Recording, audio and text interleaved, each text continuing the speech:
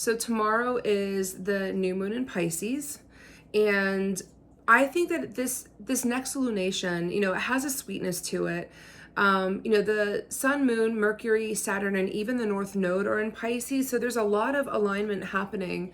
But it's all about trusting your inner landscape, trusting yourself, and trusting what you can't see.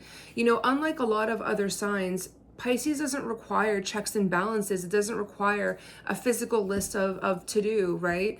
It requires intuition. It requires spirituality and healing your divine feminine. It's like actually like taking what is within and then projecting it with, throughout. The one thing that I always get pissed off when I hear it is that Pisces is an archetype that is like very daydreamy and very disconnected. And I have met people like that. But for the most part, our inner landscape and what we daydream, a lot of times when you think about the concept of something that you're creating, it's like the seed that is planted before it fully sprouts into the most beautiful thing that you could have ever imagined. It takes time and rumination to spend time on that seed and nurturing that seed. And that is what the Piscean archetype is all about, is that nurturing of your inner landscape. The fact that there are so many different planets in that sign tells me that they're all lined up for one thing. It is for you to daydream up whatever it is that you want to bring forward, and they will make it happen, right? This seed is planted and it will last for the next 6 months. So I'm curious to see how that manifests. I have a piece of manifestation that I wrote specifically for this lunation, because it's the last one before eclipse season, which I'll get into in a second because it's gonna be fucking crazy. But I want you to do something. I came up with an exercise. So I want you to take a piece of paper and write your future story, but write it out in present tense. So it's like whatever it is that you want to bring into your life, I want you to write that future story out, but write it as if it's already happening. And what you're going to do is you're going to cut the piece of paper into 4 pieces. The top of the paper, I want you to put in front of your mirror in the bathroom, or it could be in your car, like taped to a part of your car on the inside. It's going to be in a place that you look and you see every single day. Maybe it's in your home office or whatever. But that first top piece of paper is your manifestation. It is the story that you are bringing forward and evoking. That first piece of paper is going to be right where you see it every day. For the last 2 to 4 pieces of paper, I want you to tuck it in places like cookbooks, or tuck it into books that you're reading, or books that you have like, on the list of things to read. Basically, I want you to bury it like a little like Easter egg hunt around your house, to basically like later on in the year find them and see how your story had unfolded once you had put it down on paper. That is a kind of like a one-on-one of manifestation, right? Now, I will say this is that another part of the sweetness that is the new moon in Pisces is that Mars is finally fucking out of retrograde, right? So like any situations that are tense, that have just been like sitting, in your life, that is all pulling loose. That's all pulling, like letting go.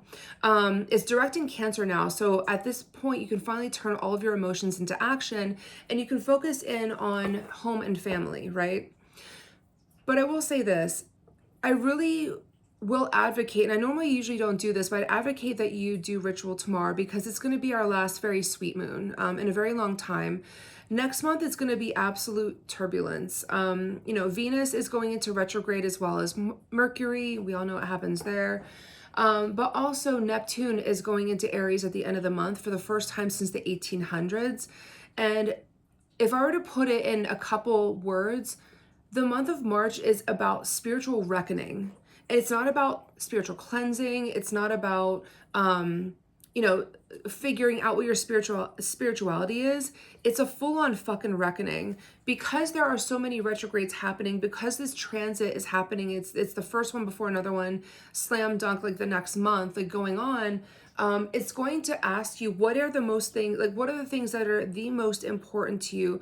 What is the stuff that you care about the most? And how does it apply to your spirituality? You're kind of going to be faced with that. And not just that, but in the middle of fucking eclipse season. And here's the thing, is that we always need eclipses changes, right? Because we can't stay stagnant. We can't be on the same plateau forever without life being shaken up and it being, you know, a few new things tossed our way.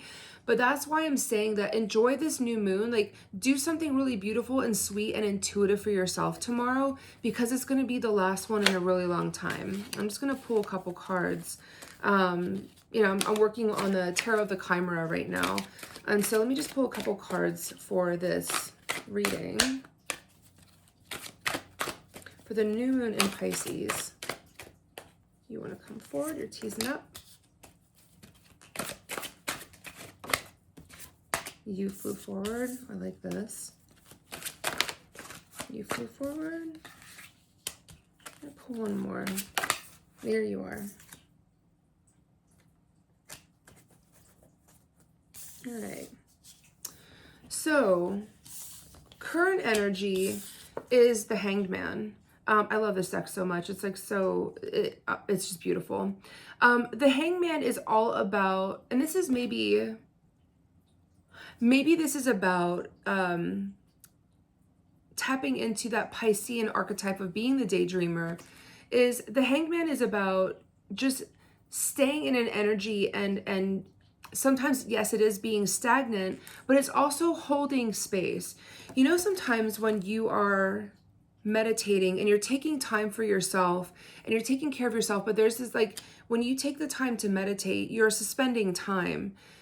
I feel like that's what this card is evoking right now, because the challenge is going to be the Sun, which is going to be looking at the harsher aspects of your life. This reading and this time, this new moon in Pisces, is not about looking at the harsher aspects. It's just about taking stock of what's around you and almost like taking a snapshot of where you're at. The outcome is King of Cups, right? It's like, I really like this card because it's all about, cups are emotions, their embodiment, but it's about really taking a moment to enjoy where you're at.